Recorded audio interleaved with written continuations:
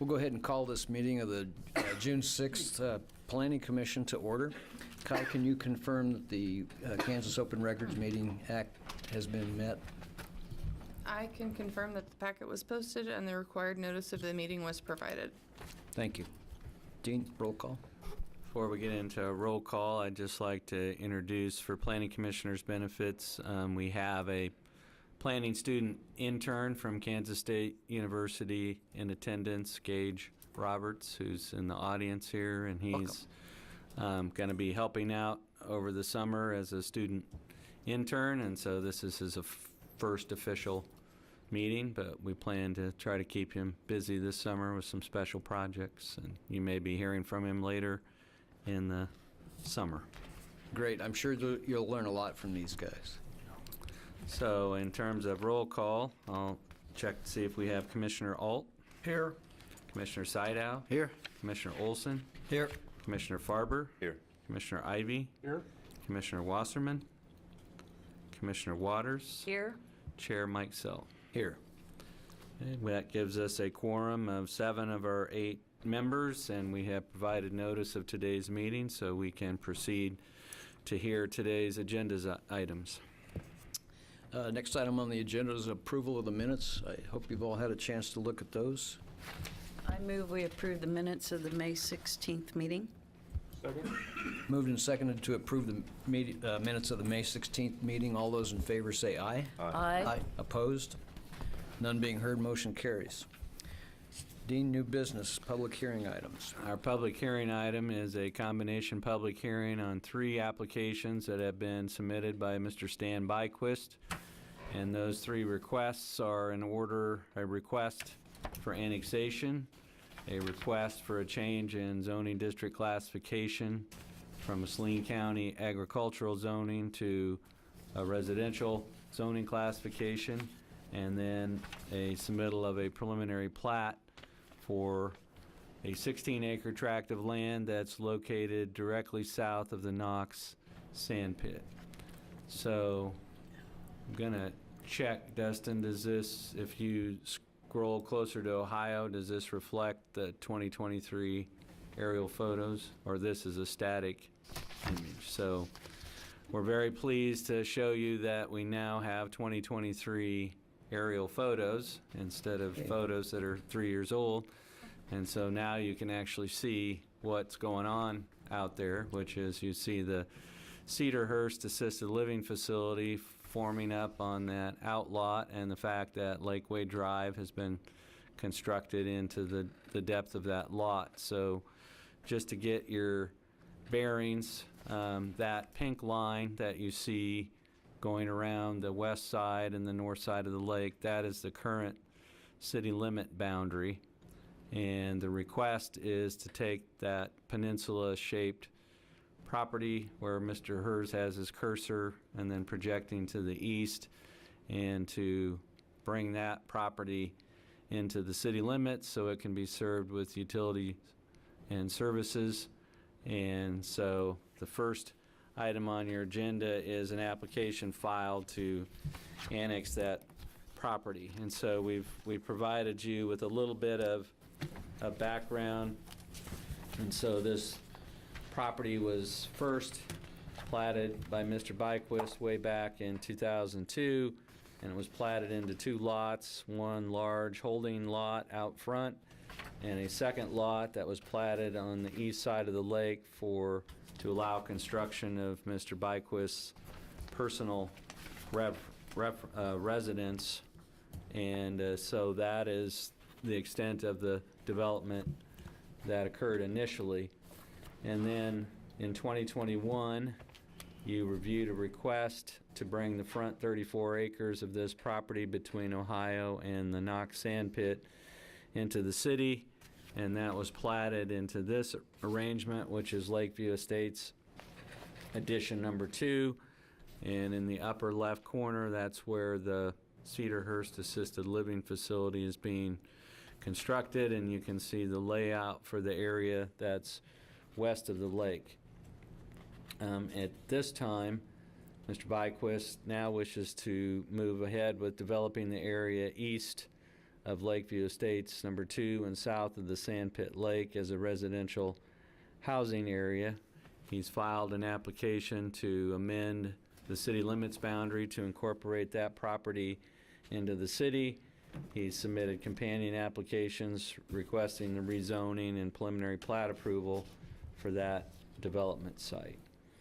And so the city's policy is to require that property be annexed into the city before it can connect to any city utilities. So this is step 1 of his request. We put in your packet, there's what I would refer to as a utility map, aerial photo in the annexation portion of your packet, and that map just shows the light blue lines are city water lines, and the green lines are sanitary sewer. So you can see that the infrastructure for this subdivision has been installed, at least as far as Lakeview Estates number 2, and there's a large 12-inch water line in Ohio Street, and then where Mr. Hers has his cursor over by the lake running north-south there, that is a large interceptor sewer line, and that forms the whole collector for the whole southeast portion of the city. That line extends up to Magnolia Road, where there's a pump station. It goes up Magnolia Road to Markley around the First Covenant Church, all the way over to Holmes Road and up to the sewage treatment plant. So that there is plenty of capacity from a water and sewer standpoint. One thing we noted in our report was that when a water line was put in Ohio, the city created a cost recovery area to recover the costs of putting that water line in from benefiting properties. And we observed that because it was believed by city staff that either this property on the south side of the lake was undevelopable or would never develop, that was not included in that cost recovery benefit area because it was not anticipated that that would benefit from that water line. So as far as the general drainage pattern, what the city did was we first tried to purchase the entire sand pit, and then the cost was too prohibitive, so the city just bought the water rights or the drainage rights into the pond. And because the water table and the dry conditions have prevailed here recently, the water level is much lower than essentially what we did in the 1990s was draw a box around the water level and say we're buying everything where there's water, and that water level has receded quite a bit from the 1990s, but we do have a drainage easement that incorporates that area. As far as access to this site, as you all well know, South Ohio Street was approved and widened to 4 lanes as a KDOT project back in 2007, and there is a hike-bike trail along the east side of that street, so that provides the general access to this area. In terms of the annexation area, the applicant would be responsible for extending public street access from what's shown as Evening Bay Drive into this area. And so we provided to you information about the timeliness of the applications for annexation around this property. And again, the most recent annexation was 2021. And we point out again, and we discussed in a study session, that the city tends not to forcibly annex people against their will, but we still have that situation where you've got the 2 houses there sitting on Ohio that are basically an island with the city surrounding them. So that question may be called at some point, but right now those properties are left alone. And again, the city's has a tendency not to try to force property in if the owners don't want to be annexed. So the main benefits to this for annexation would be access to the city water and sewer and enhanced police and fire protection from the city, which would result in reduced fire premium or fire insurance premiums by having city fire protection. This is not what we would consider to be leapfrog or jumping development. This is contiguous to an already built-up area of the city that has infrastructure, and so we don't think this is a reach in terms of growing the city limits.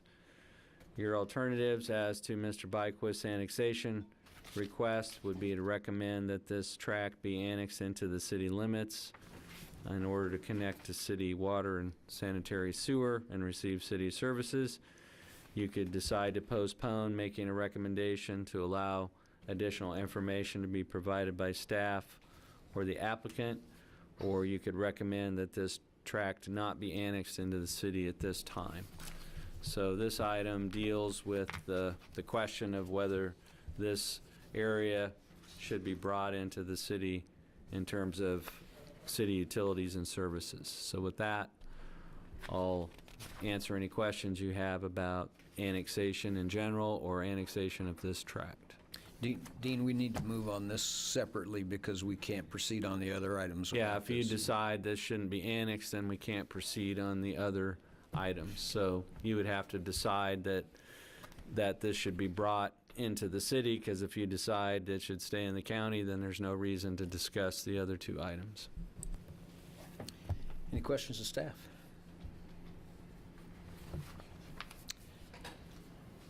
Would the applicant care to address the commission on this item?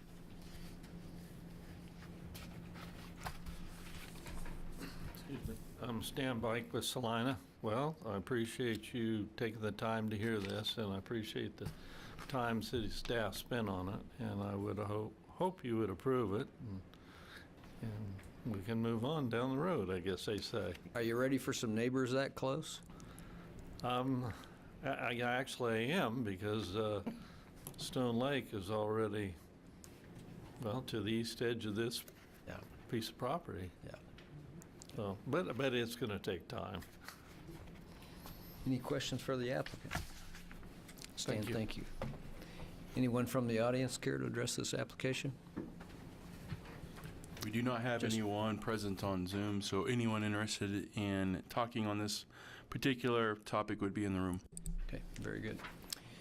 Okay, I'll bring it back to the commission for discussion and action. Mr. Chair, I make a motion we approve application A23-2 for voluntary annexation. I second. Been moved and seconded to approve application A23-2. All those in favor say aye. Aye. Opposed? None being heard, motion carries.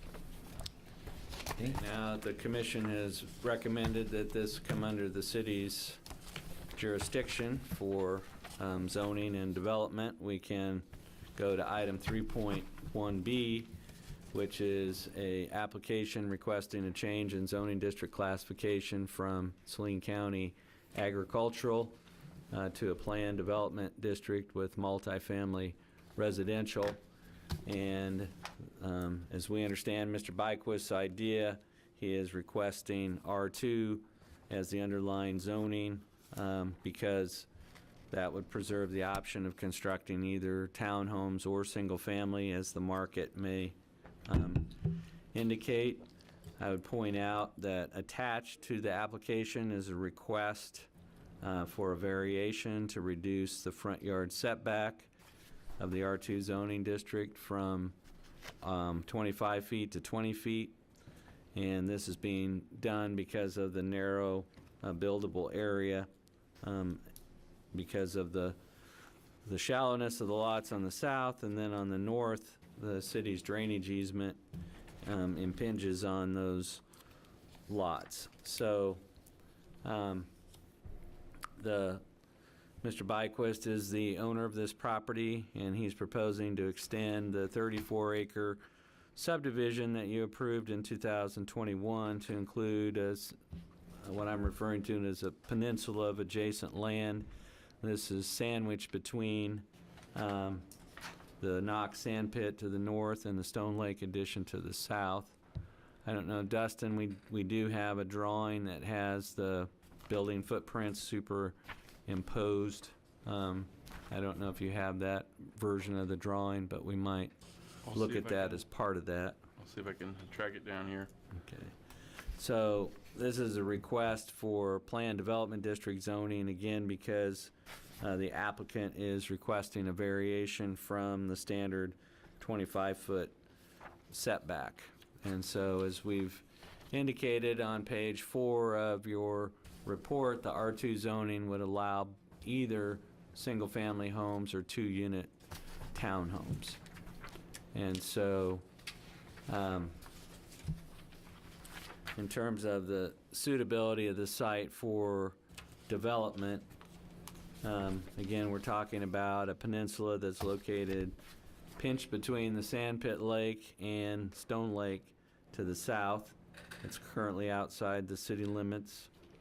To the east is Mr. Byquist's 3.1 acre home site that's located in the county and zoned accordingly. And then there's a remaining 95 acres that is owned by Mr. Byquist, which predominantly is occupied by the Sandpit Lake, and then the property that's dry land on the south side of that.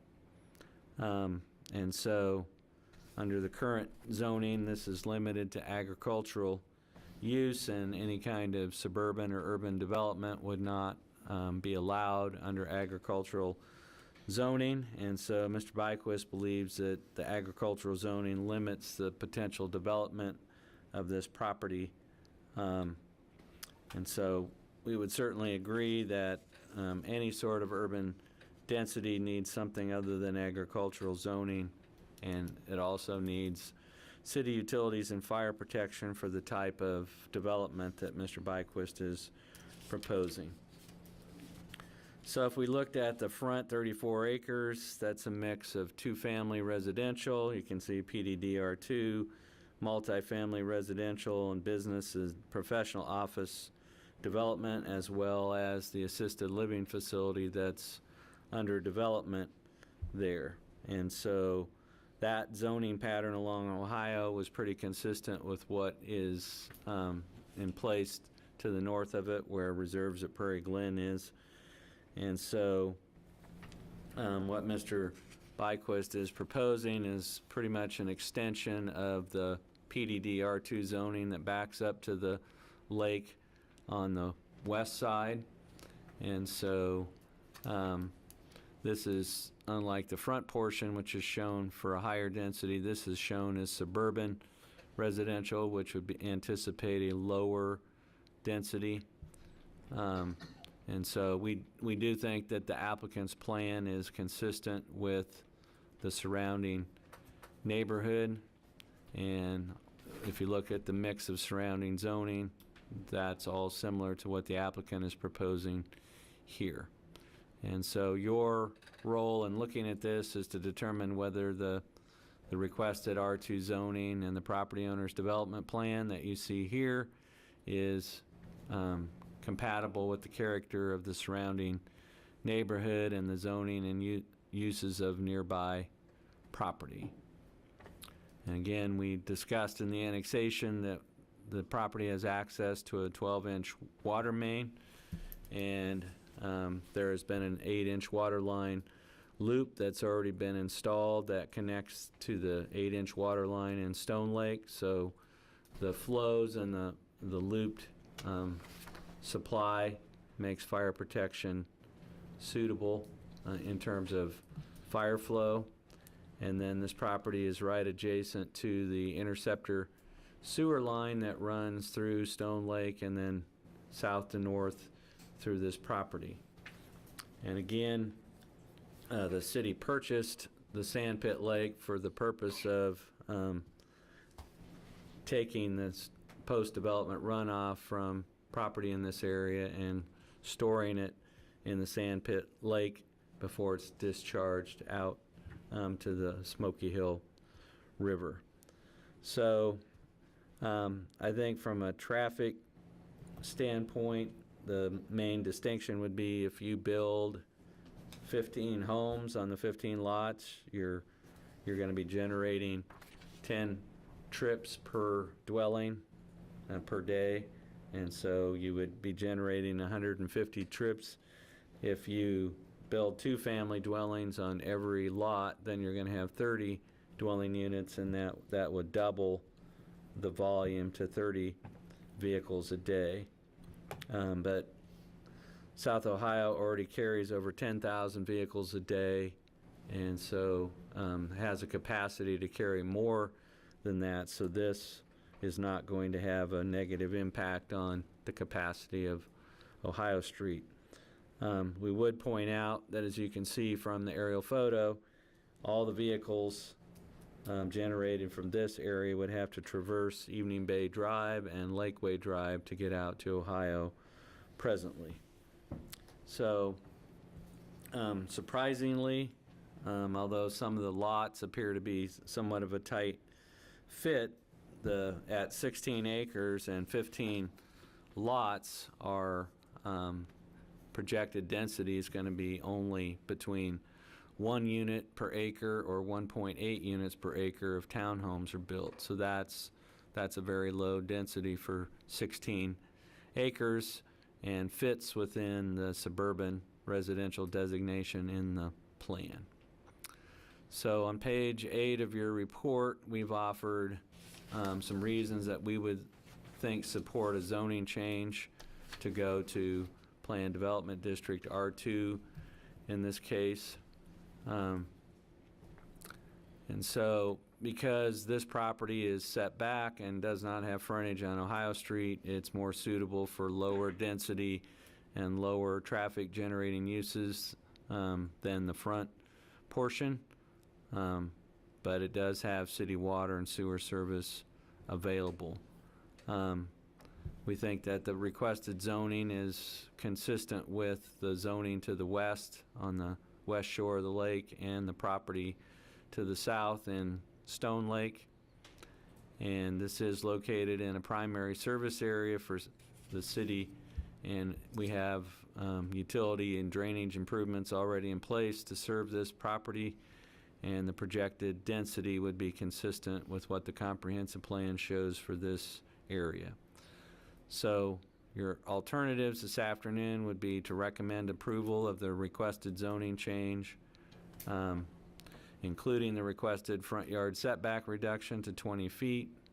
We wanted to point out that because this is being proposed for single and 2-family dwellings, there would be no further review. In other words, the commission's not going to review individual plans for constructing homes or townhomes. You could recommend a lesser change than requested for the lots in this subdivision. If commissioners felt that the R2, the possibility of townhomes, was too much density or too many units, you could recommend that the property be designated R1, single family only, instead of the requested R2. You could postpone consideration of this application and continue the hearing to provide additional information about the proposal. Or you could recommend this request be denied and provide your reasons for that recommendation. If after the consideration of all the information we provided at today's hearing and you wish to recommend approval of the preliminary development plan, we would recommend that you attach 2 conditions to that approval. One would be to make development of the lots subject to the permitted use lot size and bulk regulations of the R2 multifamily residential district, except that a 20-foot front yard setback would be allowed on Byquist Way Drive. And then the second condition, that Mr. Byquist would have to come back with a final plat for this area before any zoning change would become final. So with that, I'd be happy to address any questions that you have. Questions of staff? Yeah, actually I do. Dean, so on page 9, where you've got the first exception, development limits on lots 4 through 9 on block 2, can you bring that up, Yes. please, Dustin? That's a typographical error from what was Okay. in the report. So what it is referring to is there's 15 lots, and what it's supposed to say is that development limitations on lots 1 through 11, Block 1, and lots 1 through 4, Block 2 is what it's supposed to say.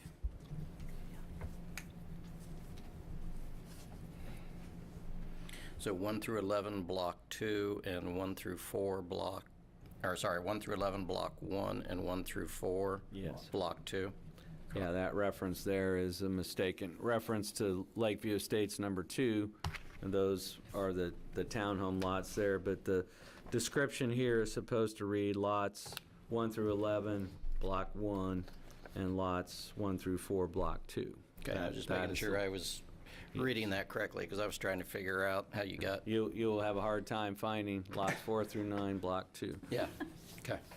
Thank you.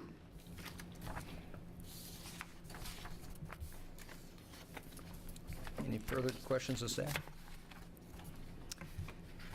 Would the applicant care to address this application again? Anything to add in there, Stan? Really don't. Okay, all right, that's fine.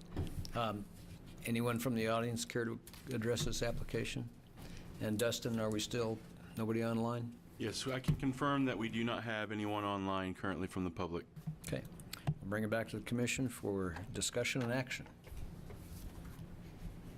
I think we ought to make a motion, and if nobody else wants to, I will.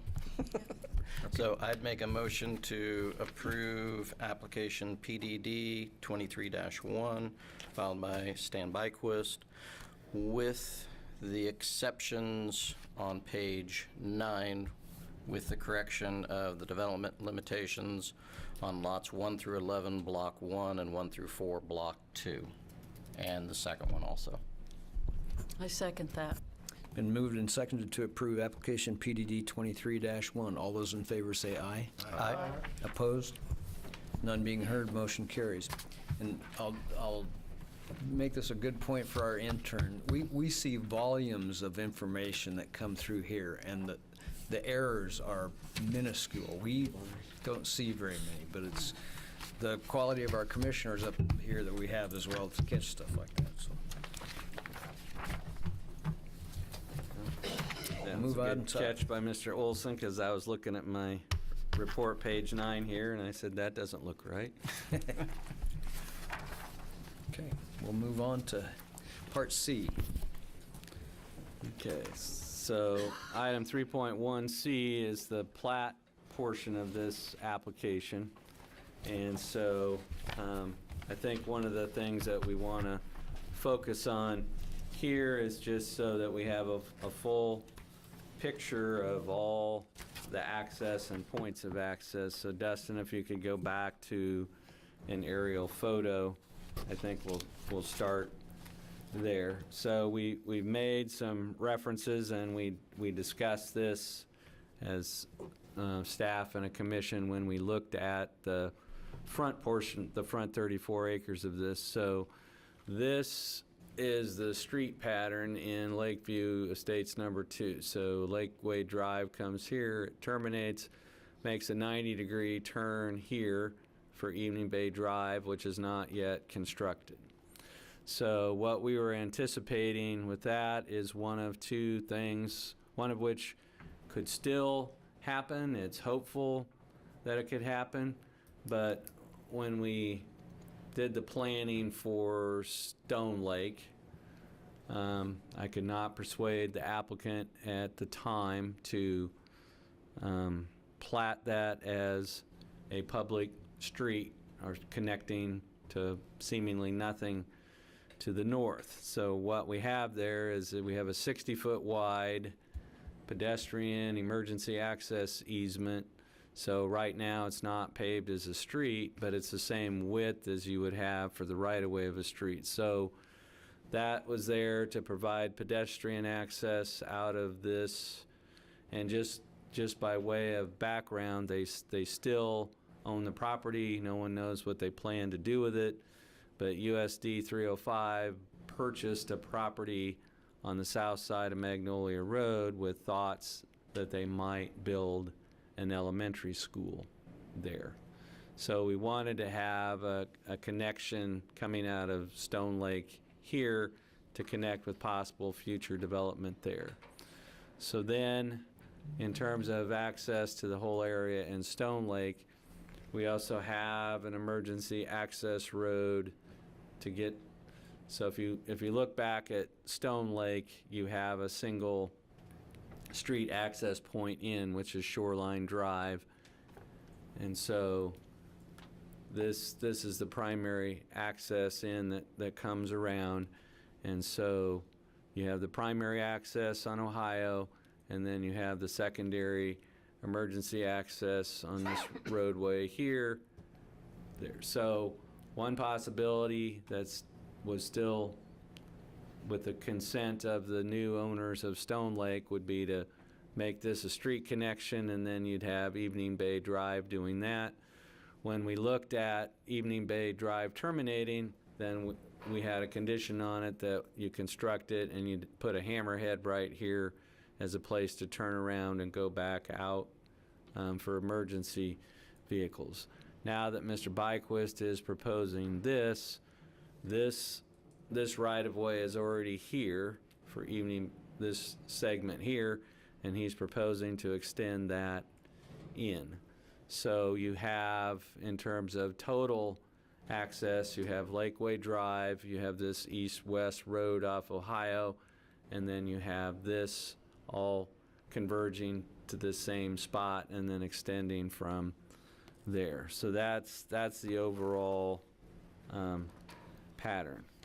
As part of the application for the plat, if you just look at the street that is proposed for the peninsula, it's 1,490 feet long from the west entry point to the center of the cul-de-sac at the east end. And as we have discussed on previous applications, the maximum length of a dead-end cul-de-sac street without a variation is 600 feet.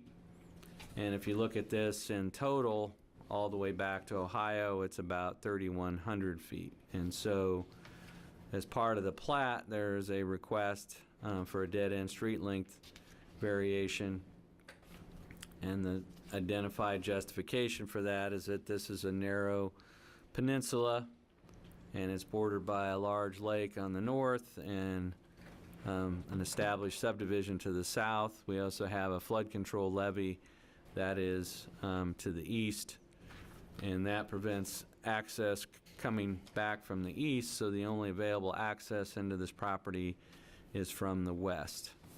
And so because of all these barriers, it's not possible to develop a network of streets that connect to adjoining property. We have that one opportunity to connect to Stone Lake. And so the result of those factors is that it necessitates the design that you see for the street for the subdivision, which is a 1,490-foot dead-end street. And so in terms of, we provided you with information about your approval of the plat for the front 34 acres and those conditions of approval. We've talked about the fact that if we look at where the direct perimeter street access for this area is coming from, it's coming from Ohio Street, and Mr. Byquist's property has 729 feet of frontage on Ohio Street, and then you've got the 60-foot emergency access driveway opening at the southern edge. This subdivision obtains its overall access from Ohio Street via Lakeway Drive and Evening Bay Drive.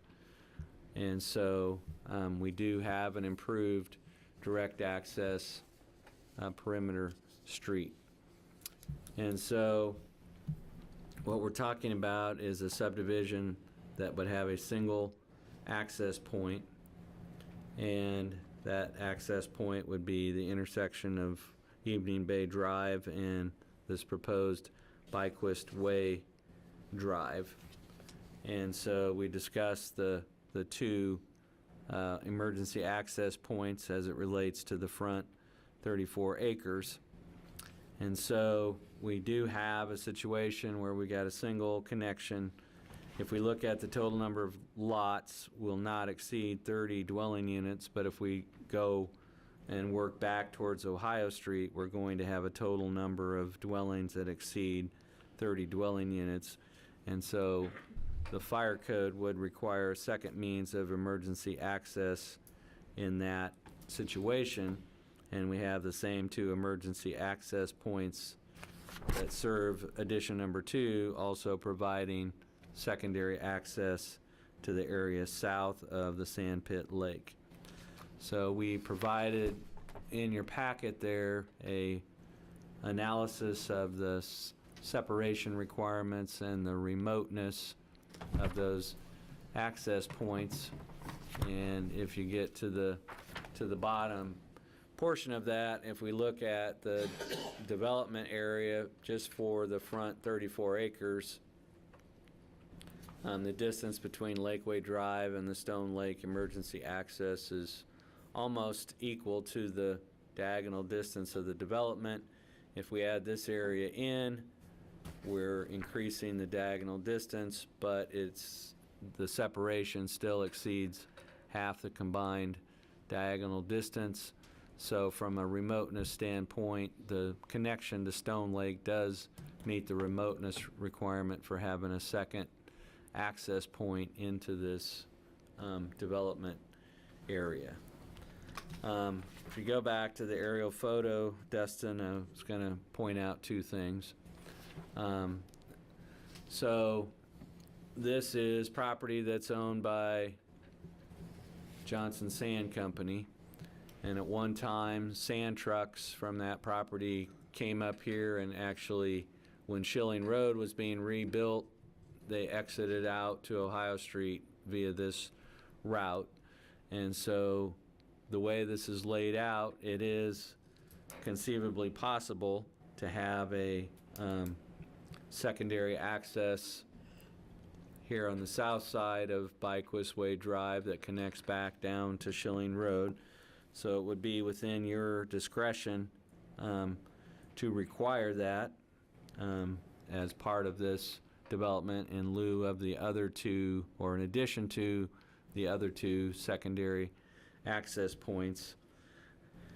The other thing that we've discussed with the fire department as we see this area develop, especially with multifamily housing, at some point it's gonna raise the question of consideration of whether this connecting piece back to Ohio Street, coming from this point back to Ohio, whether that should be converted to a public street, a paved public street at some point, based on as that density increases and more traffic is generated out of that area.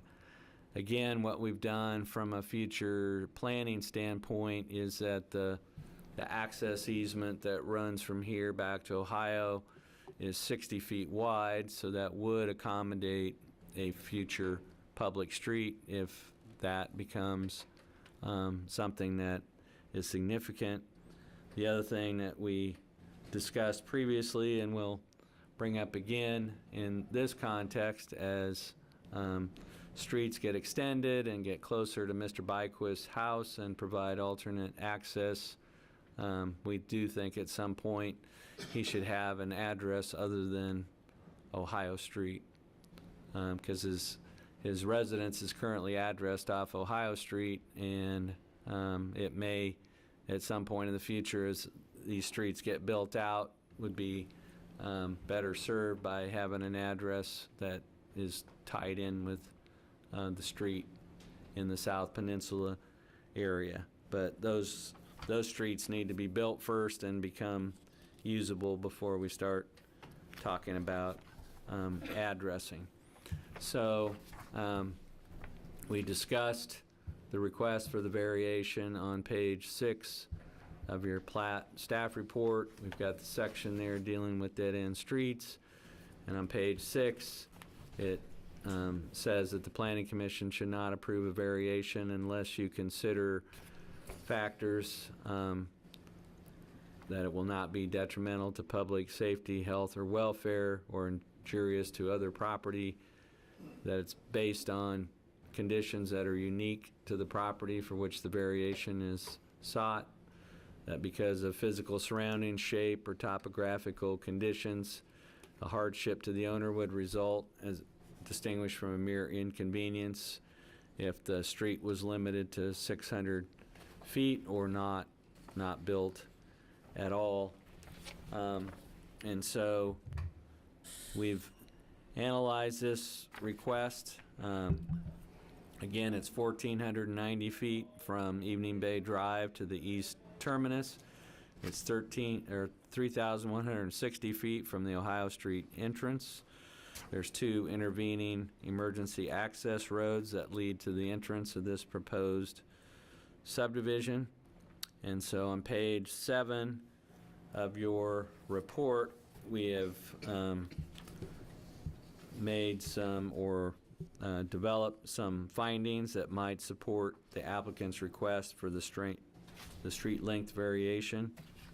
And again, you have to look at the area and how it's configured and the remoteness of it and the uniqueness of it, and the fact that this uniqueness was not necessarily created by the actions taken by the applicant, but just because of the natural lay of the land and the fact that you have a sandpit lake and the levee to the east.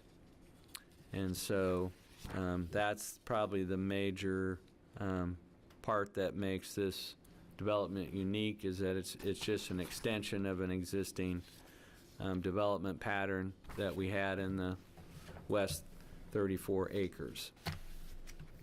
One thing we would point out about the water and fire protection side of this is that we have this loop that comes in on Lakeway Drive and ties in here to Stone Lake, and then what the applicant's design engineer is proposing is to run a water line here, and then there's an easement through here, and so they're proposing to tie a water line into this existing line in Shoreline Drive. And so there's an easement here where they can come through and tie a water line here, so you'll have a loop, and then as proposed here there would be a mini loop for this area, and again that would provide a loop connection and 2 sources of flow for fire protection.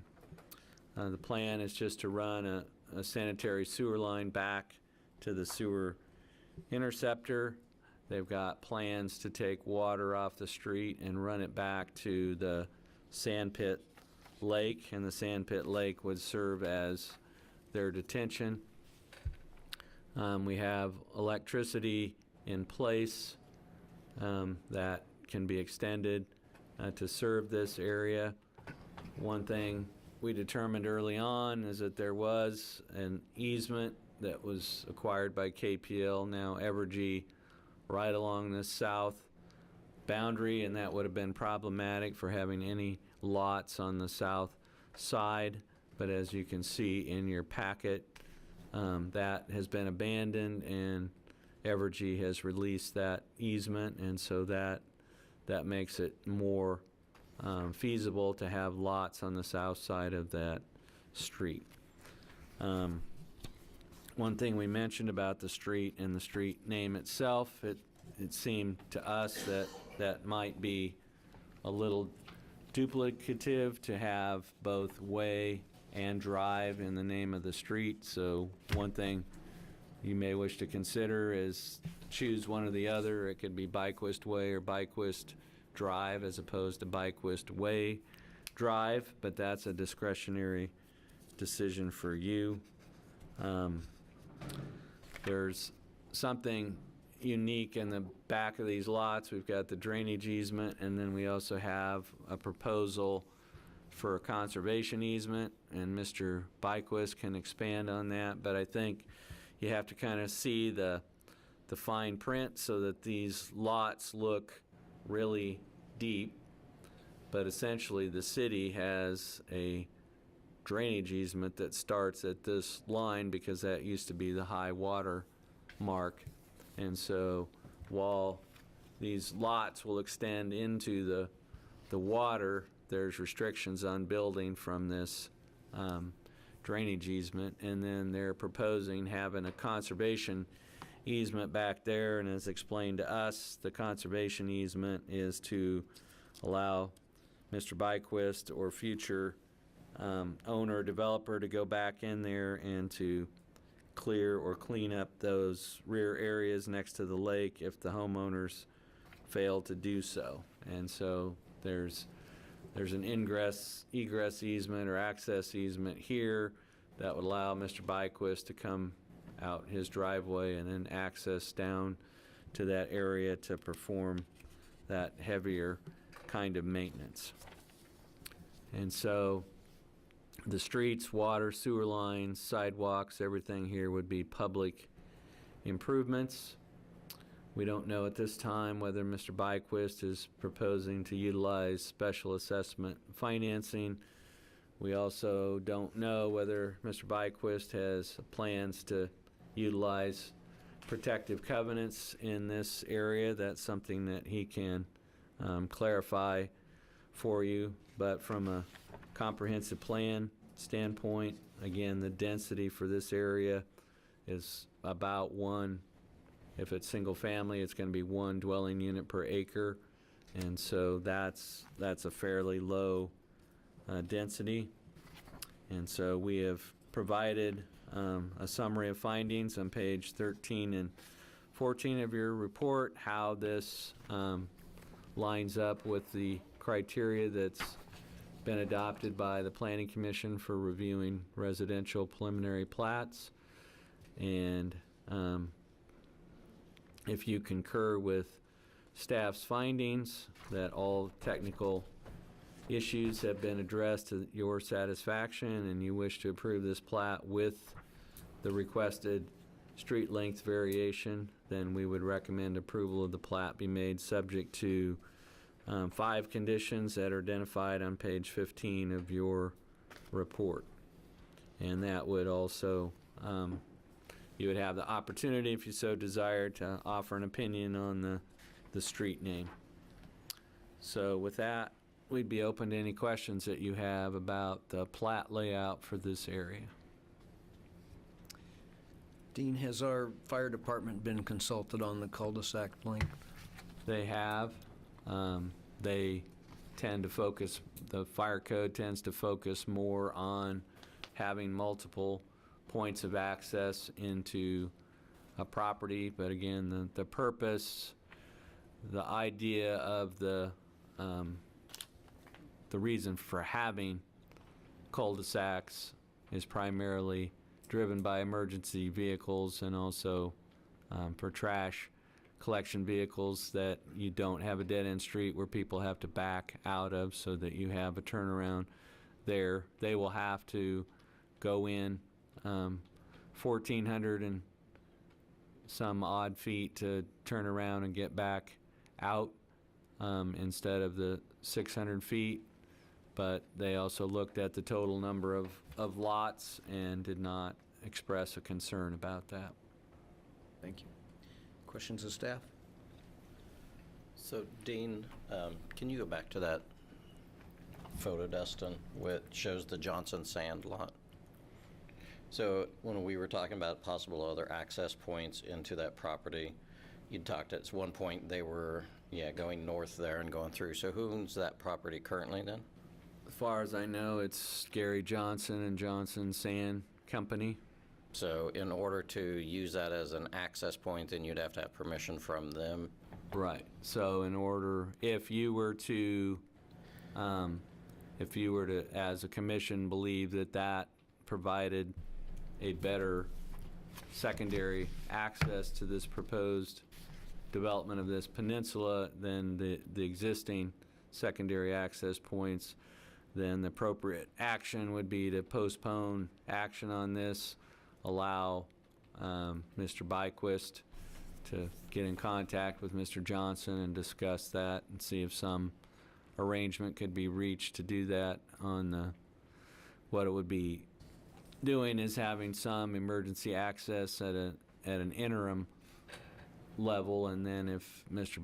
Johnson ever came forward with a plan to develop that property, then whether that became a street or some other means of access would be looked at that time. But in order, if you wanted to pursue that as the secondary access for this, then the appropriate action would be to postpone that and see if an arrangement could be reached between Mr. Byquist and Mr. Johnson to make that the alternate access.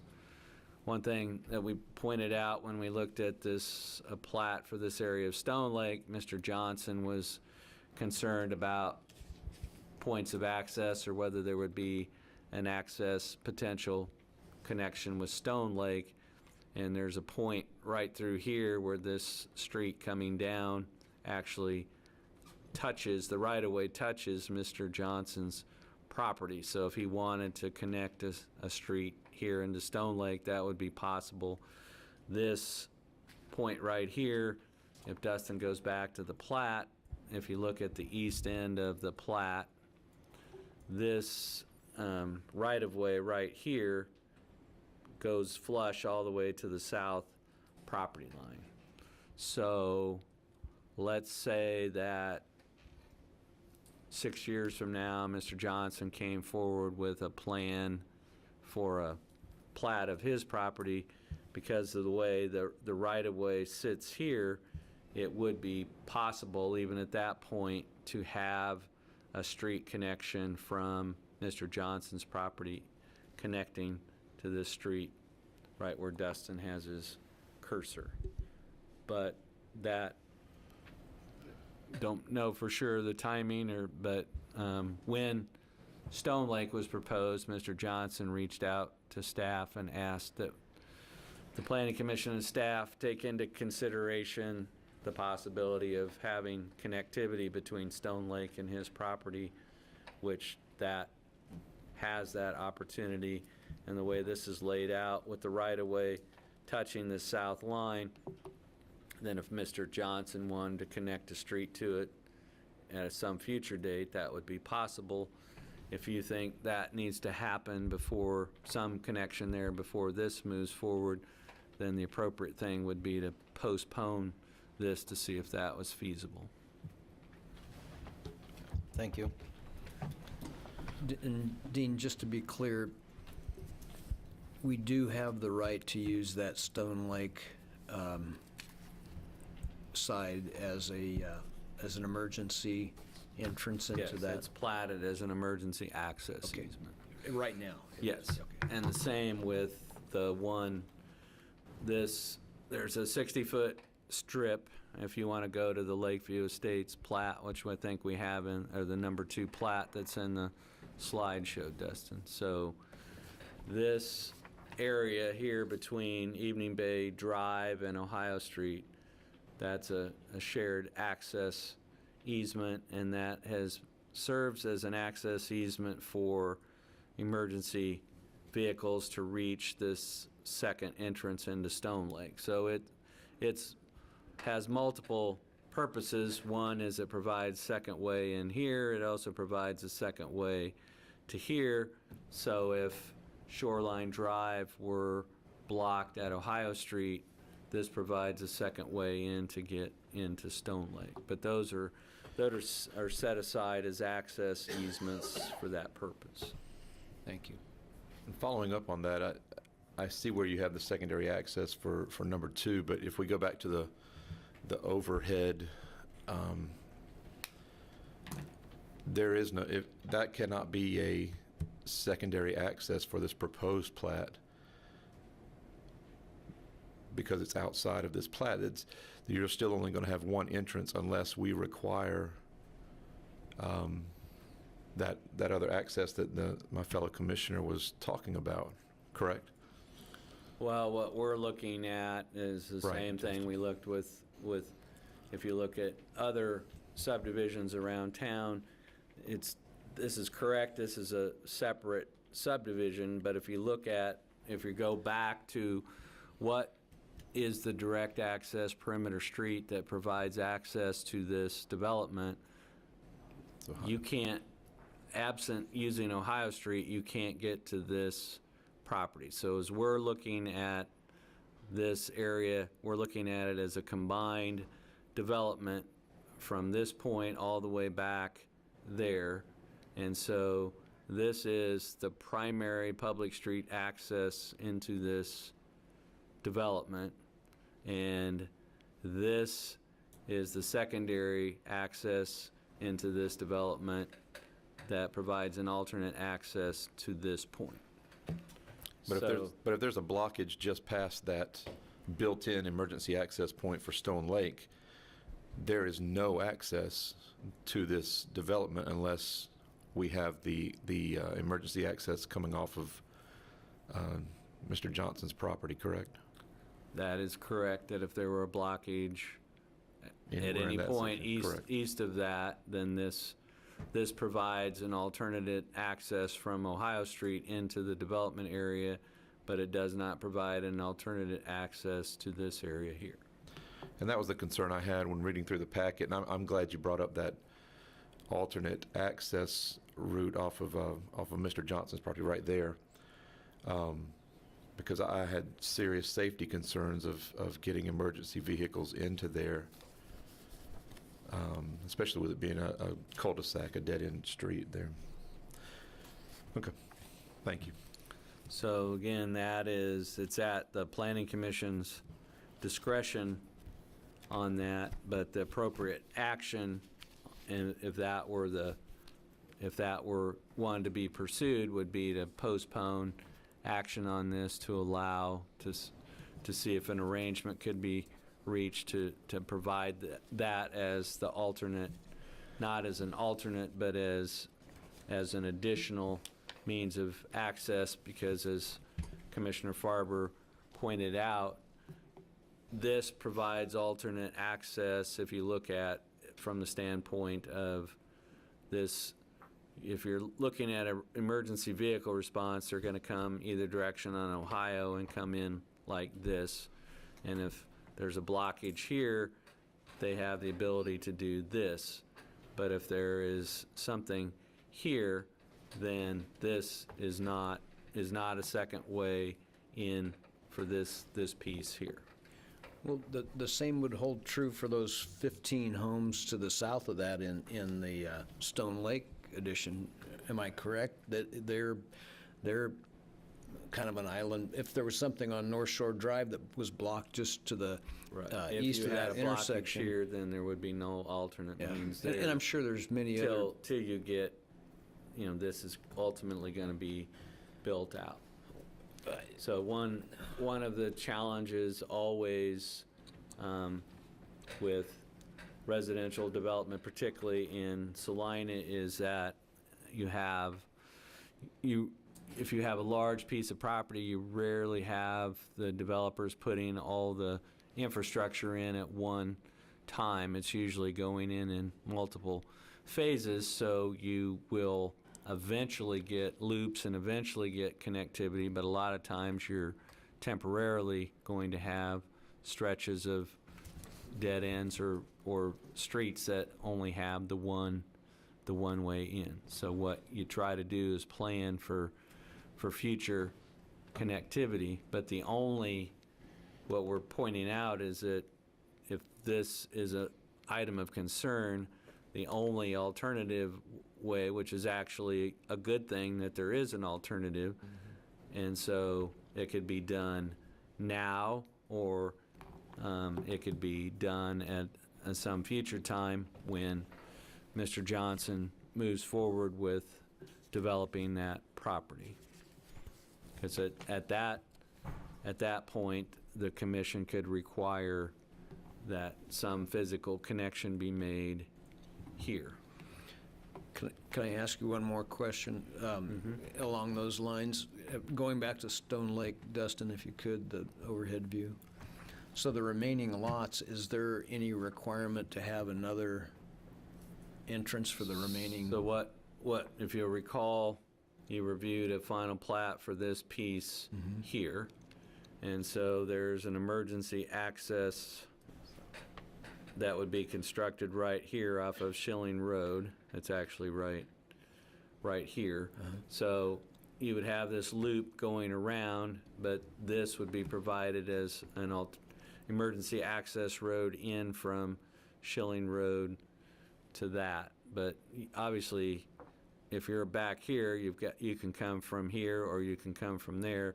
But this is an emergency access point into the development as a whole to provide. Again, we're looking at the emergency vehicles are going to use the perimeter street system to get access to subdivisions, so we're focusing on having access points off of the perimeter street system. So Stone Lake has Shoreline Drive here. There's a street farther south right here that's not built yet that would also come off Ohio. And then you have this alternate secondary emergency access here, and then you have the one to the north, and then the possibility exists for the street where this street over here is going to actually touch up against Mr. Johnson's property for a physical connection here as well. While we have Stone Lake pulled up, I know we had received concerns from citizens about the drainage there in that northeast corner, I guess it is. Is this going to affect it? I know in our packet, or in the application, it said there was a drainage letter attached, and I didn't have that in my There was a drainage letter attached to the plat application that was reviewed by the city engineer, but essentially what that shows, if you can go back to the plat, Dustin. So what they're proposing is they're proposing to design this street so that there's inlets in the street, and it's going to drain back to those inlets here, and that water's going to be piped north into the Sandpit Lake. So that had nothing to do with the Stone Lake that we had heard about before? If you want to go back again to that corner, Dustin, so you've got some water that's collecting back in here.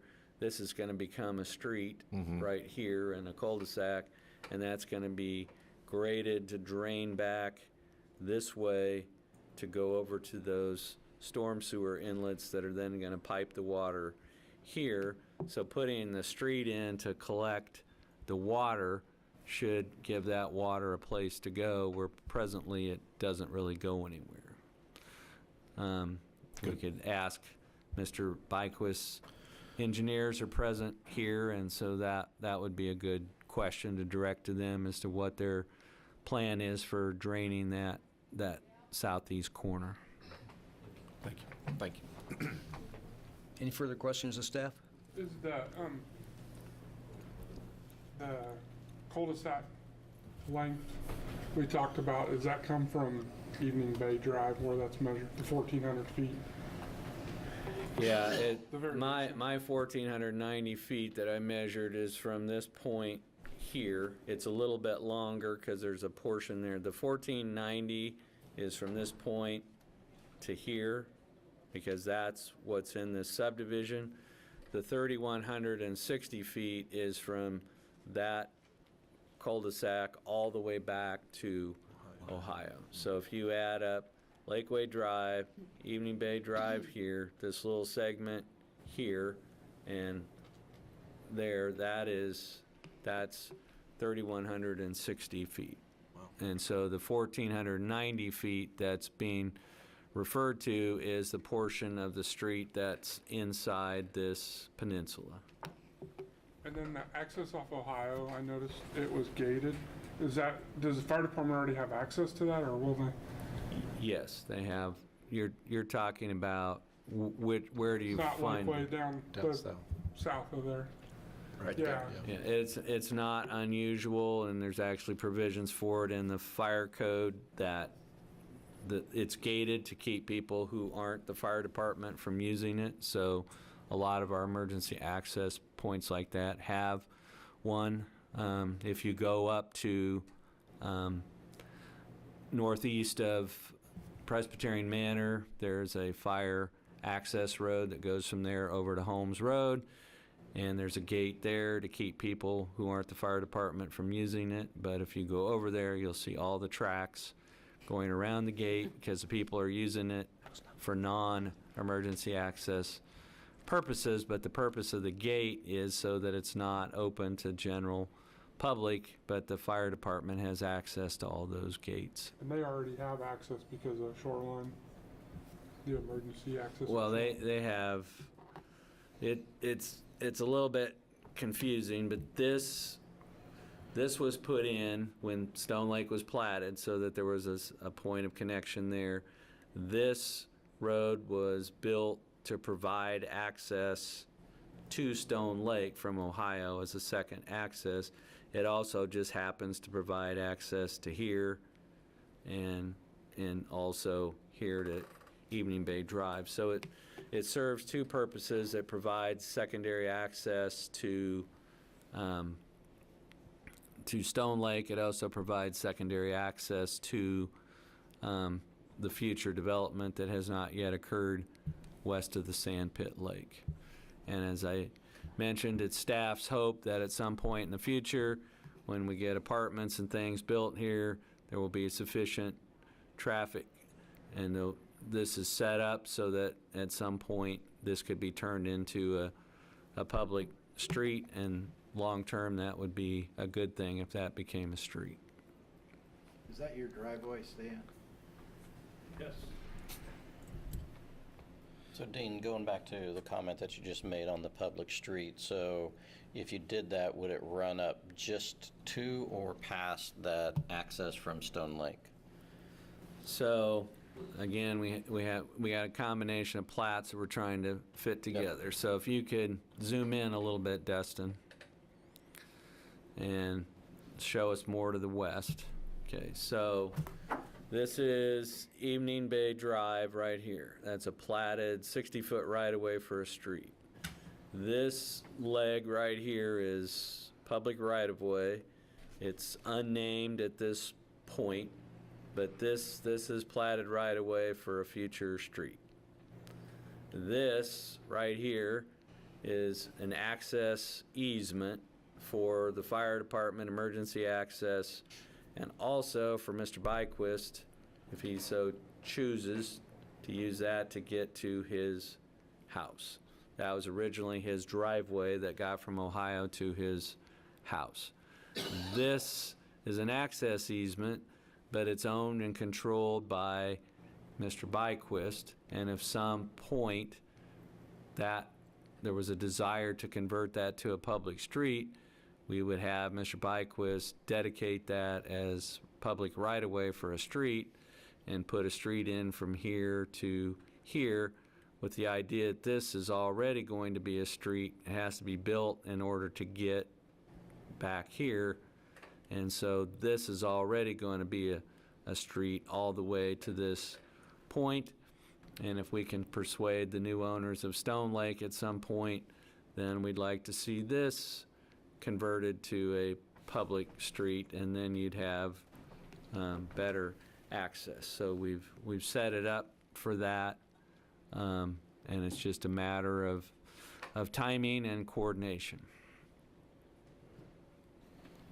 But from our perspective, the question when we looked at this was whether there was concern that this was adequate as a secondary access, or whether there was a concern that the access coming from here to provide a second access for this strip of Byquist Way Drive was a matter of concern. And so this is the best time to address that and have the Planning Commission weigh in on that. Any further questions, staff? Would the applicant and their representatives care to address the commission?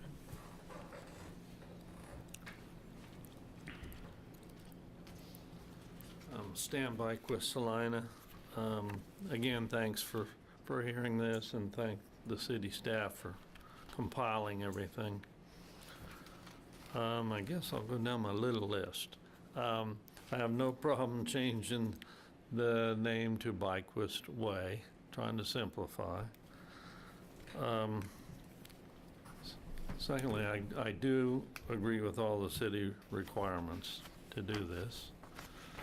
I have already talked to Gary Johnson, and there is no possibility of getting access through his property. However, in my own thought process, at some point in time, either the younger members of his family or the land will change hands, then I believe that'll be the opportunity when it's brought into the city to do something about that other access. But no promises, just this is what I think probably will happen. The gates, there is a gate at my driveway entrance. The fire department does have access to that, as well as they have access through the Stone Lake. There's just a cable gate there, so they have access to those two emergency access roads in. And last but not least, until you have questions, in the northeast corner of Stone Lake, in their cul-de-sac, yes, there is a drainage problem in that back corner because those lots all slope off to that corner. So what Mr. Dunn and I have done, probably about a month ago, we went into that northwest corner, cut a ravine north, and put a drain tube through my road so their water problem can flow over into Lakeview. So eventually, when we get to this, and the street comes through there, then that will be taken to the street and then dispersed through the storm sewer to the lake. And with that, I will field any questions you might have. Questions for Mr. Byquist? No, you actually answered the only one that I had. Had you talked to Mr. Johnson already? Oh, yeah. Well, I want to know if you're ready to change the address of your house. Yeah, it'll go to Byquist Way. Okay. Yes. Which I can add to that, I guess, while I'm up here. I've been doing this right at 23 years. I've never, ever put the Byquist family name on anything. And I believe this is the time to do it because I do not believe in my own mind that I will be up here on another plat. And I'm sure there's a question, what will happen to the land east of this plat? Because of the extreme distance of the driveway and because of the fact to service that area into the city, you will have to put in a lift station. In my lifetime, you will never see that developed. It's just, it's too cost prohibitive. Right. So with that, thank you. Thank you. Anyone from the audience care to address the commission?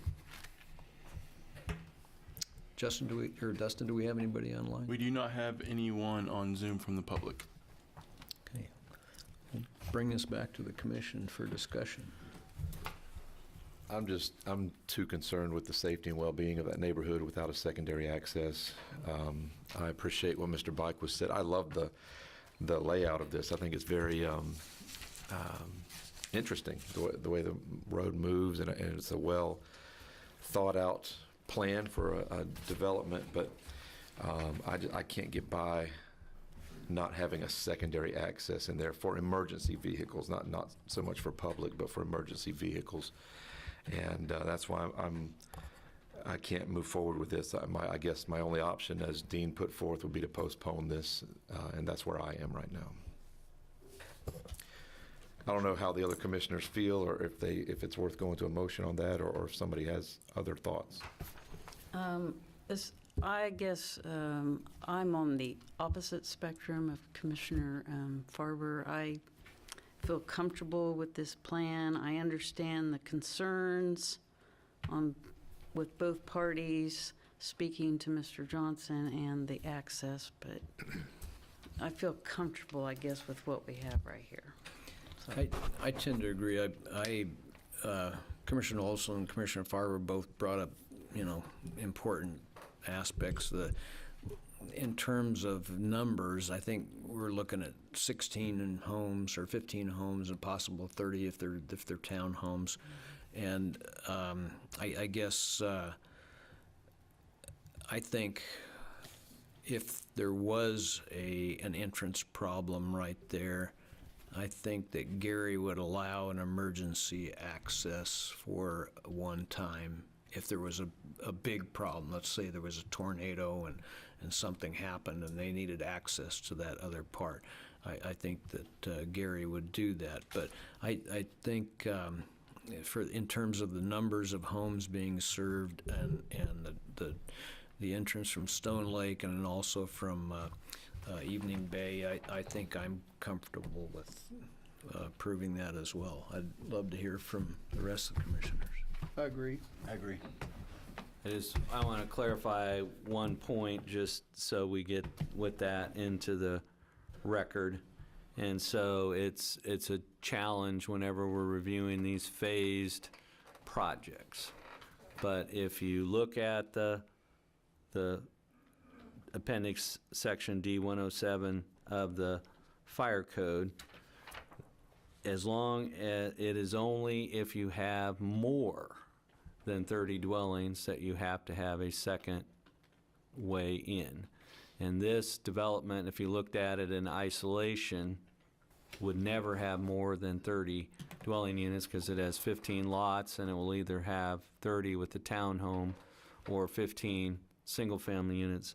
So technically, if you look at this development by itself, there are not more than 30 dwelling units proposed. So the secondary access under the fire code is required when you have the number of dwellings exceeds 30 dwelling units. So what we have done was, in applying that, is looking as Lakeview Estates Addition number 2 and number 3 combined, and looking at it as a combined development area, and as a combined development area it has more than 30 dwelling units.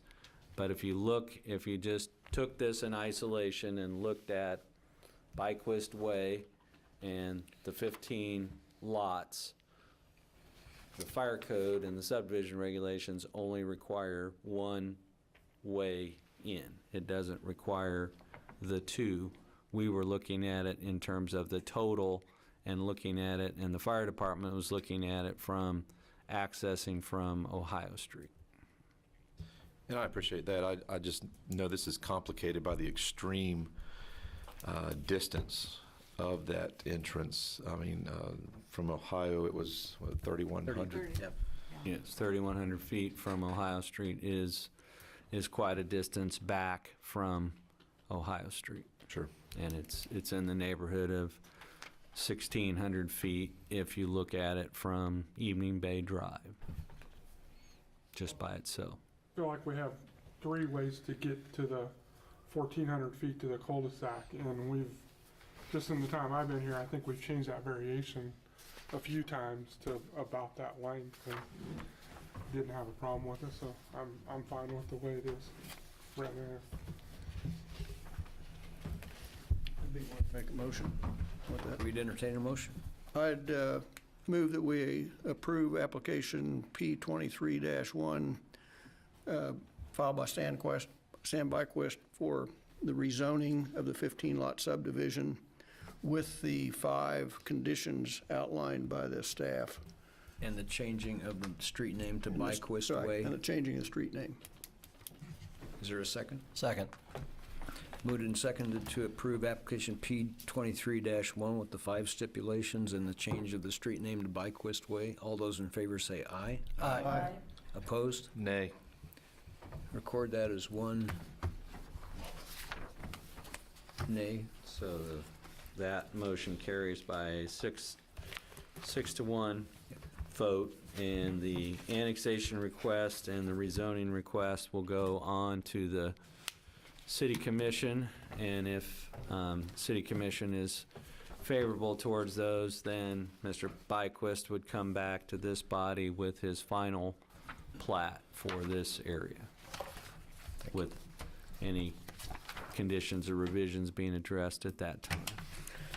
Okay, item 3.2, Dean. Item 3.2 is also a public hearing item, and that is a conditional use permit application that relates to the airliner motel and a request to convert a motel room in that facility to a tobacco shop. And Mr. Hers is going to have that report for you. Thank you, Dean and Commission. So this particular story begins back in 2014. In 2014, staff noticed that there were a number of vape shops popping up around Salina. We looked at each other and like, what's a vape shop? Because we don't have anything in code that deals with vape shops, or we didn't even know what they were. So that caused us to work with the Planning Commission, City Commission. A moratorium was acted on to prevent any additional vape shops from popping up or occurring, and staff did research and with our legal team created a number of definitions for hookah bars, electronic cigarettes, tobacco shops, and the like. So we created a number of definitions that were approved and put into our zoning ordinance, and we also amended our various district regulations to have vape shops or electronic cigarettes as well as tobacco shops as conditional uses in a number of our zoning districts. One of those zoning districts in which this conditional use permit became a possibility was the C5 district, which is our service commercial district. And the applicant, Mr. Dave Bieberly with Bieberly Architects, came to staff about a month ago or so and talked to us about the airliner motel. And they had an idea to convert one of their 44 guest rooms into a space in which they would sell tobacco products to the public as well as their guests. And we informed them that in order to do that, according to the code, that would require a conditional use permit, which would require a public hearing before the Planning Commission. So the role of the Planning Commission in this case is to evaluate the applicant's proposed use of the property to add a tobacco shop to the airliner motel and to determine whether or not that is compatible with the surrounding neighborhood and this portion of the Broadway Boulevard corridor.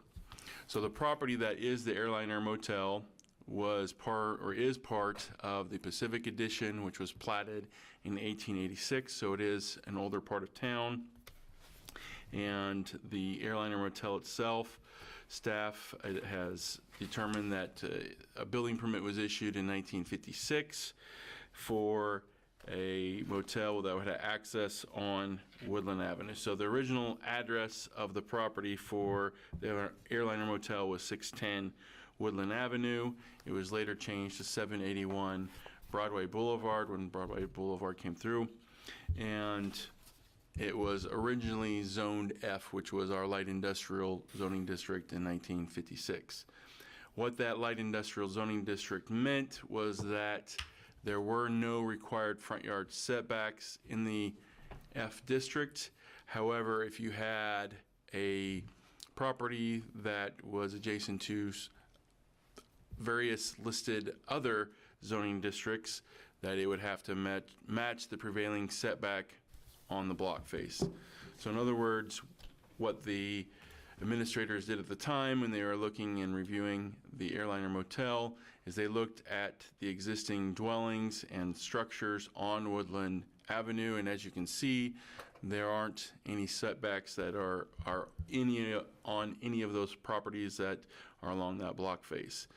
And so we do have a situation where we have 3 buildings on the site, with the primary and principal building, which was the first building, being pre-existing non-conforming, because in 1977, when the city of Salina went through its comprehensive rezoning, that F district was changed to C5, which is the current zoning that the property has, and that district has a 25-foot setback.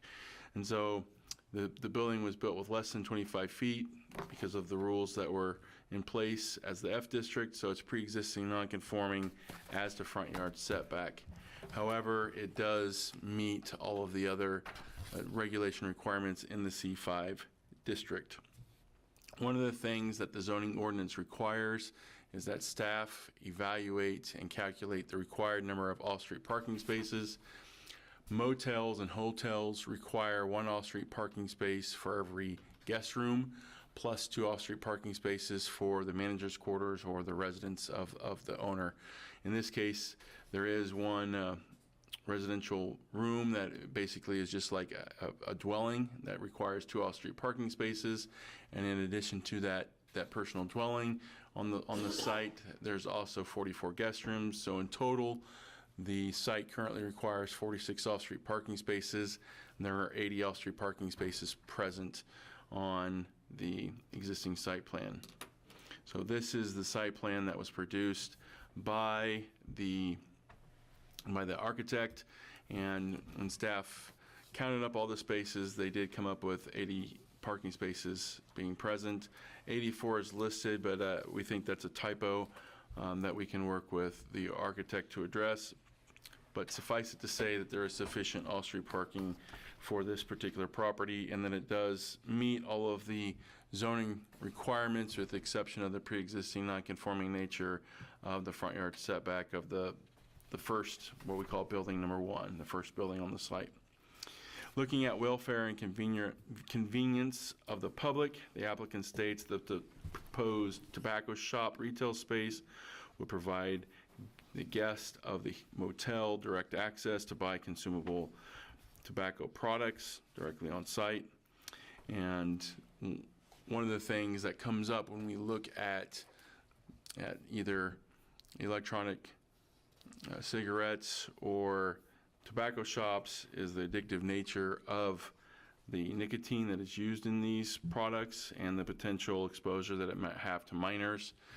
The site itself is adjacent to residential properties to the north as well as to the west.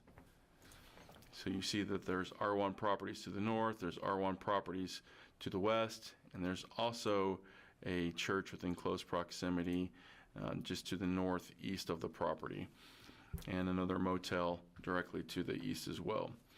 And so one of the things that the Planning Commission looks at is the question as to whether or not they believe that this proposed conversion of an existing motel room to a tobacco shop would contribute to the welfare and convenience of the public by adding a tobacco establishment to the mix of businesses along the North Broadway Boulevard area.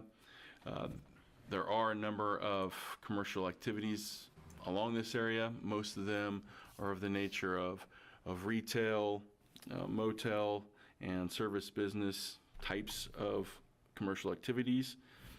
And so that is something to keep in mind when looking at the impact on the surrounding property.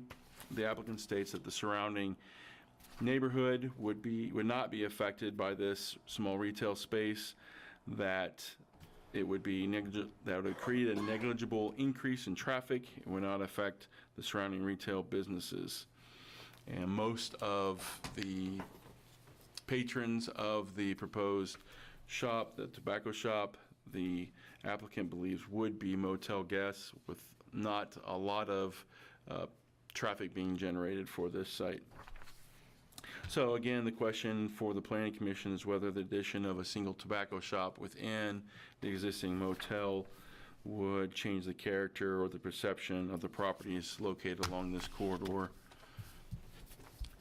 Staff would note that it's probably the noticeability of the tobacco shop would be most perceived by what kind of signage is used. At least that's typically what we see with vape shops, tobacco shops, and some of these other types of conditional uses, that changing the use on the inside of the building doesn't have any perceivable change to those driving by unless there's some sort of markers or signage that significantly changes the appearance of the property.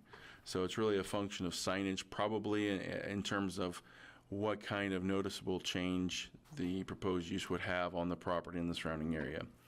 Looking at the public utilities and service, all of the services that are required, utilities and the like, are in place as it's an existing building, so there aren't any physical changes being made to the site or to the building. The room that is being converted to a shop is mainly, from my understanding, just going to be a room that is emptied out. All of the furniture would be brought out, various shelving would be installed, but there aren't any new walls or electrical work or plumbing that would be required for that change to take place. Looking at traffic and access, again, when we convert that one room, that one guest room, to a retail space for a tobacco shop, you would increase the required number of parking stalls by 1 from 46 to 47, but there are 80 off-street parking spaces, so there is sufficient off-street parking, and the site does have ample access. It has access off of 11th Street, 12th Street, and Woodland Avenue, so there is a lot of access and off-street parking. So that brings us to the alternatives that the Planning Commission would have. Alternative 1, you could approve the conditional use permit application filed by the owners to operate a converted guest room into a tobacco shop of 610 square feet. You could do that on number 2. You could do that with any conditions or revisions to the plan. Number 3, you could postpone consideration of the application if additional information is required. And number 4, you could deny the application if you don't believe it is a suitable use and would conflict with the surrounding area. Staff does have some recommendations that are on page 11 and 12, and this is kind of where a lot of our discussions tend to go when we look at tobacco shops or vape shops, and looking at the number of conditions that are appropriate. One is that unoccupied minors shall not be permitted to enter the premises. Staff would take the time to note that there is a recent law change that is going into effect as of July, in which the legal age to purchase and consume tobacco is going from 18 to 21. And so that'll be a new law change. And so one of the questions that we would have for the applicant is to verify whether or not minors would be allowed into this space, if they are, hotel guests or something of that nature, or if they would be prohibited from entering the space, and if so, how will that be monitored and managed? Number 2, the business shall be closed between 12 a.m. and 8 a.m. This is a condition that the Planning Commission has put on various conditional use permits that are similar to this on a case-by-case basis. There have been times when you felt it was appropriate. There have been times when you felt it was excessive, and so that's something that you may want to discuss. Number 3, signage shall be limited to wall signs, window lettering not exceeding 33% of the window area, and one single freestanding pole or ground sign. Number 4, the interior at all times shall be illuminated at a level to allow clear and distinct identification of all individuals inside the business. This is a little bit unique because it's not a traditional storefront. It's a motel that has a shop within the motel. So that may be something to discuss, as well as if this is necessary or applicable in this case. 5, no drinking establishment license or cereal malt beverage license shall be issued for the premises. The sales or consumption of any alcohol beverages are prohibited within the business or premises. So that would primarily be dealing with the sale of alcohol from the shop, not necessarily people's personal alcohol within their guest rooms. 6, the property owner and applicant business owner shall grant access during business hours to the Salina Police Department, Health Department, Development Services Department for the purposes of inspection of the premises to verify compliance with the conditions that you see fit or approve. Number 7, the tobacco shop may not expand beyond the area of which it's being proposed now, which is approximately 610 square feet.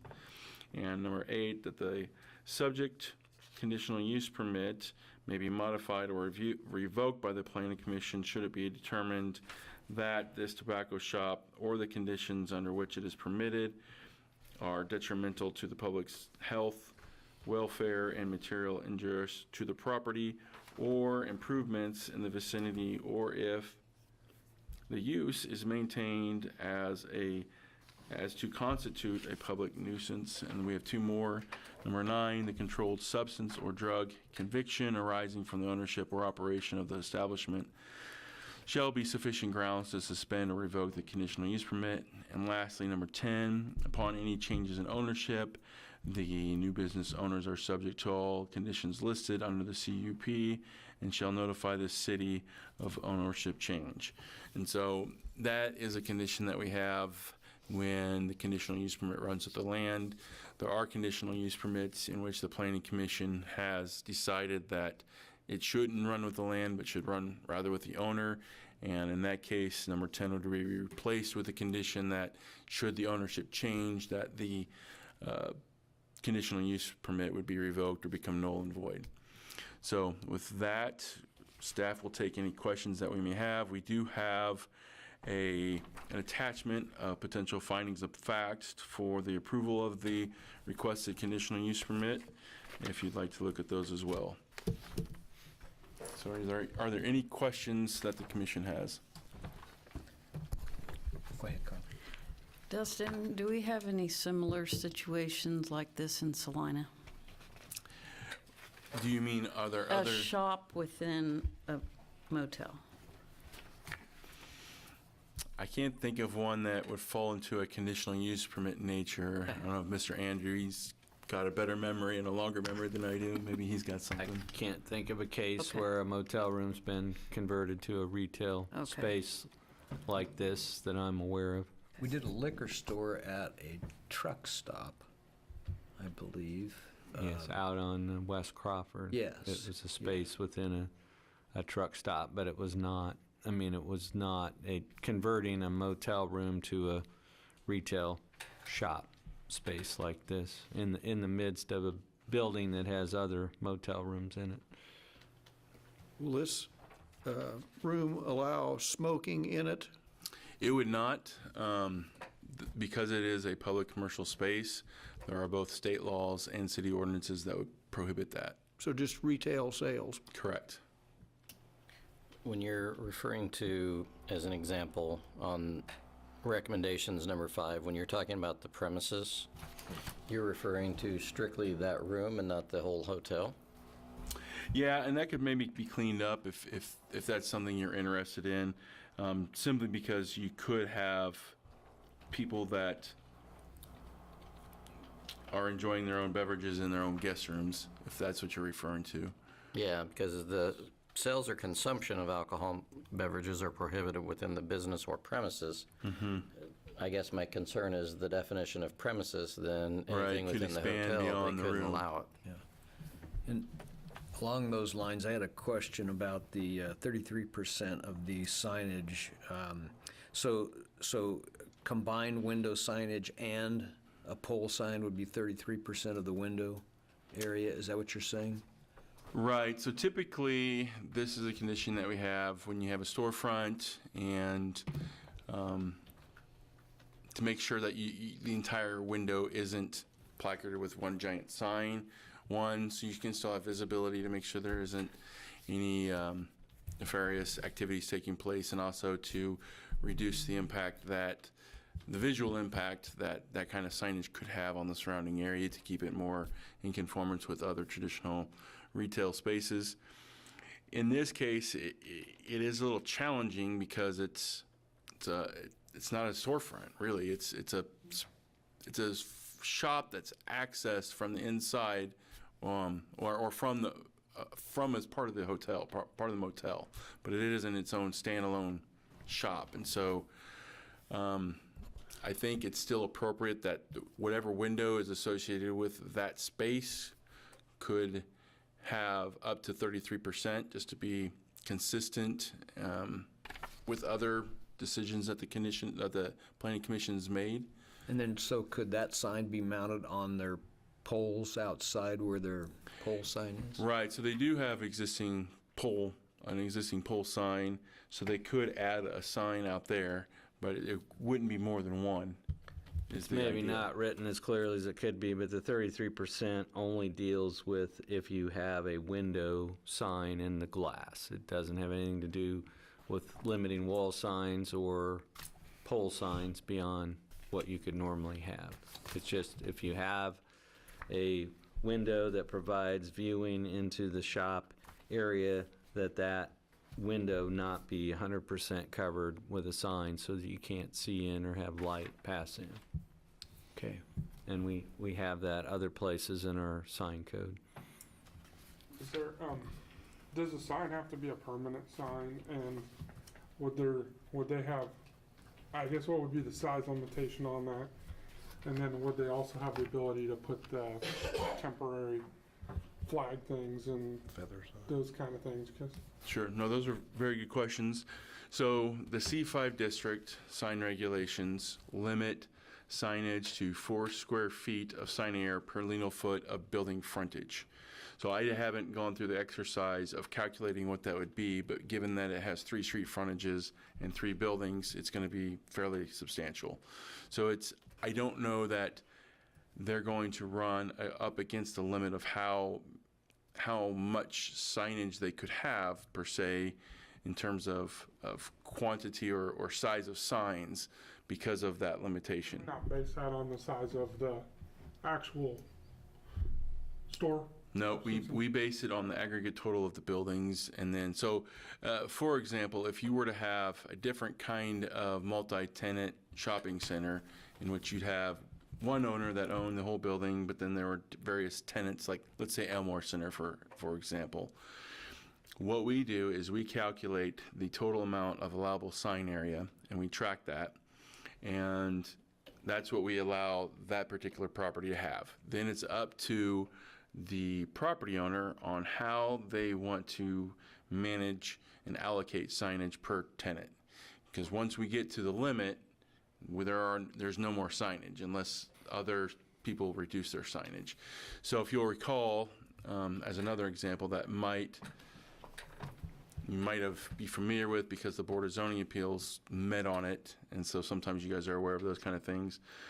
The Nextech Wireless, they proposed a sign that exceeded the allowable sign area that they have on their location on South 9th Street, where they have Hog Wild, and I think that's the eye doctors or something like that. There's 3 tenant spaces within that particular shopping center. And the Hog Wild and the eye doctors had used up quite a bit of sign area already, so they were very limited on how much additional sign area they could add, and it was because they were up against their limit. So basically what we do is we calculate the aggregate total, the total amount of sign area that you could have, and then we track that, and as long as you maintain a sign area that is under that maximum limit, we don't have a lot of other additional requirements or limitations. So one example would be good for commissioners to do a drive-by is the Planning Commission approved a e-cigarette shop at the northwest corner of Crawford and 9th Street across from Casey's. That particular establishment has very limited window signs, but they have a very large and generous wall sign that faces Crawford, And they also have a pole sign that they inherited when that used to be a convenience store. So they have a pole sign on Crawford. They have a wall sign that faces Crawford that's quite large, and then they have modest-sized window signs. So if this motel site has enough property sign area that's available, then this particular tobacco shop, if they so desired, could put out their own pole sign, or they could put a wall sign on the wall of the building.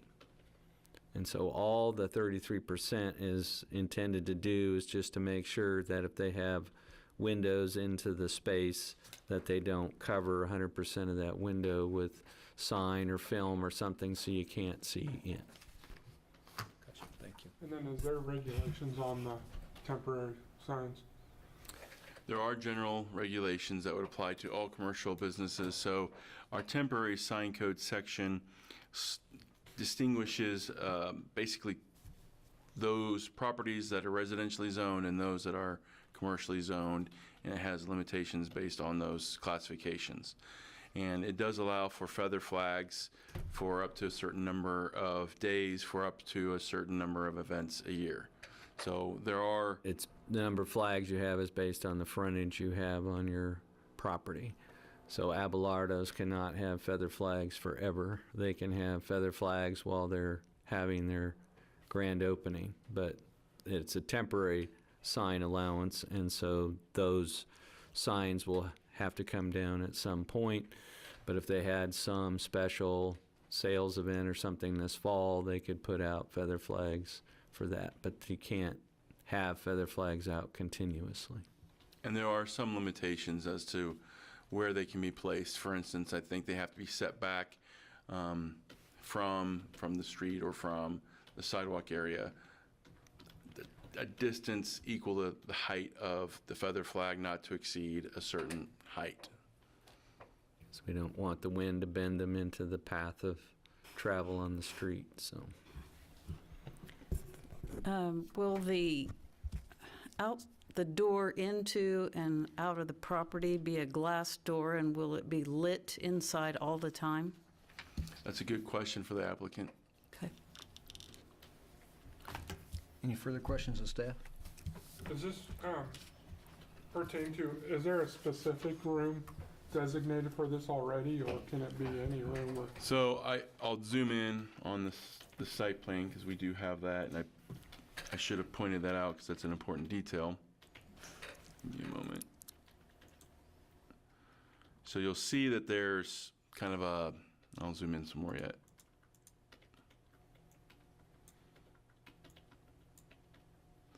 There's this kind of white box on the gray roof of the motel. This is the location of the guest room that is being proposed to be converted to the tobacco shop. And it's approximately 610 square feet. So I'll zoom out now so you can get a greater context with the surrounding area, but this would be the proposed location of the tobacco shop. So that's the location you're being asked to approve, and they can't just move it somewhere else after today's meeting. It has to be there or not there. And can it only be a tobacco shop? They can't change it down the road to some other kind of shop. It has to be. Well, they could, I mean, there are a number of uses that are permitted uses within the C5 district that don't require conditional use permit. So if they wanted to sell other items in there in addition to or in lieu of tobacco, as long as they're permitted and it's a retail space, that would be permitted. Yeah, if they wanted to sell sundries or they wanted to sell candy bars and chips and things like that out of there instead, they could do that. They wouldn't need any special approval to do that. Once they're going to have to do some building code things to make that not a motel room and to make it a retail space. So once they've done that, they could use it for other retail purposes, not requiring a conditional use permit. Okay, any further questions, staff? None being heard, would the applicant's representative please come address the commission? Good afternoon. I'm Dave Bieberly with Bieberly Architects, 356 North Santa Fe, Salina. Yeah, this is, the genesis of this whole thing is a result of my client having requests by his residents to have a tobacco shop on the premises so they don't have to leave the premises to go buy their cigarettes. I'm anti-tobacco, but I'm not here to judge that. So and it's a business opportunity for him, and I get it. And to answer some of the questions that I think were brought up about minors, it'll only be limited to people that are of legal age. I'm sure he intends to comply with all the laws. I don't see any problems with the conditions, the 10 conditions. I am anti-tobacco, but I'm also anti-over government regulation. But in this case, I don't see any big deal with the 10 conditions. I think there were some other items. I'll answer any questions you might have. Could you address the door? Oh, yeah, there wasn't a plan yet to change that door. That's a motel door, solid wood door, to a glass door, but I don't know if that's a big deal or not. I mean, it's a small room. It's a 610 square feet, so I don't think there's a plan to change that.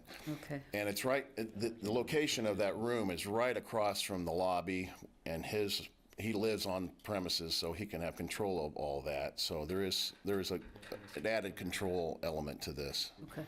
So Thank you. anything else? I don't know. I guess I would ask, I'm always the one typically that when we put restrictions on time frames, but the midnight to 8, you guys are good with it being closed? I can't imagine that being a problem with him. Somebody doesn't need to get their nicotine at 2. I'd want to be sleeping at that time, so. Any further questions to the applicant? Thank you. Anyone in the audience? that would We like do to not have address this? anyone on Zoom from the public, so anyone who's interested in speaking would be in the room. Okay. It appears we'll bring it back to the commission for discussion and action. I guess my only concern is still what I brought up earlier is on how we have it defined as on the premises, and since this is going to be a retail that's within a hotel, how do you justify, or how does that need to be changed verbiage-wise? Because first glance for me, I read it as, okay, so nobody on the hotel can now drink. Number 5. Yeah. The best solution for that would be to substitute the word tobacco shop for premises, so that no drinking establishment or cereal malt beverage license shall be issued for the tobacco shop space. The sale and consumption of any alcoholic beverages are prohibited within the tobacco shop space. Sounds good to me. Is that a motion? Yes, that is a motion. With the removal of business or premises and adding the tobacco shop. Is that correct for number 5? That is correct for number 5. And I presume our applicant's okay with that verbiage as well? Okay. Okay, there's been a motion, application CU 23-1 to approve with the 10 recommendations with the change in verbiage on number 5. Is there a second? Second. Been moved and seconded. All those in favor say aye. Aye. Opposed? Nay. So record as 6 yeas and 1 nay, so the motion carries. If I could just explain my nay, there's so much research out there as to the benefit and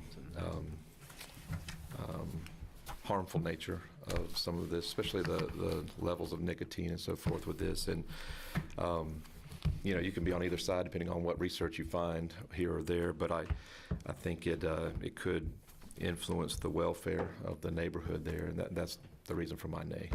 I appreciate that, and I want to just say something else here, especially for the benefit of our young intern. 7-0 votes or 8-0 votes are not always what we're looking for. We're looking for, like the item that we previously had, a lot of discussion among the board members, and we arrive at a decision based on the majority. That's what the law says that we're supposed to do. And I think a split vote is a good indication that we are discussing this and trying to find the nature of what our decision is. And a split vote is just how our members feel. It's not any kind of indication as to whether we are a group or not. We're a group of individuals that represent individuals in our areas. So, Well there you have said. it. Okay, we are on to legislative matters. We do not have any legislative applications to come before you this afternoon or administrative items. In terms of other business, we would just remind you that we have a meeting upcoming on June 20th. And in terms of, there's 4 core applications, but like our Lakeview Estates number 3 today, one of those applications involves annexation, zoning, and platting. Another one involves zoning and platting. Another one involves zoning and platting, and another one is a plat. So there'll be 10 total reports, but for 5 locations. But it will be a fairly one of your thicker packets, because there'll be a total of 10 individual staff reports on items in there, but in exchange for that, we're going to give you July 4th off, so. Can I make a request then? With pay. If we could, I would appreciate having the packet on Friday, so I have a little bit more time to get through it, because when I get it on Monday, and especially if it's going to be that long, I get crunched for time to try to get through it all. That is helpful, but we also know, Yeah, you guys have yeah, a lot to get through. yeah, and especially this next one coming up. Yes, we won't have the Memorial Day holiday or other things impinging on the packet week, and we have plenty of lead time before the 20th arrives, so I don't anticipate us having difficulty getting that out on Friday, which is our benchmark. I'd like to make a comment, I guess, if we're down to public forum time. I want to commend whoever came up with the acronym LULUs, Locally Unwanted Land Uses. When I first read that, I giggled to myself, you know. That's a pretty good one. Well, is any other business? Do we have anybody online that wants to comment on the public forum We do section? not have anyone online right now. Okay, very good. I'd entertain a motion to adjourn. I just wanted to, Mr. Go ahead. Chairman, just wanted to raise awareness that today is June 6th and recognize D-Day, and thankful for the freedoms we have in this country because of the brave individuals who performed as they did on D-Day back on June 6th of 1944. And I love history, so that's one of my things I like too. So. Thank you. Very We, good. we were there a Thank month you. ago. Really? Yeah. Wow. I wouldn't suggest going next year because it'll be the 80th anniversary, and Paris will be hosting the Summer Olympics. Wow. Wow. Might be kind of crowded, Yeah. but it's a pretty moving experience to see the 9,337 markers. Wow. I'm sure. All right. Would anyone like to make a motion to adjourn? I move that we adjourn. In a second? Second. All those in favor say aye. Aye. Motion carries. We are adjourned.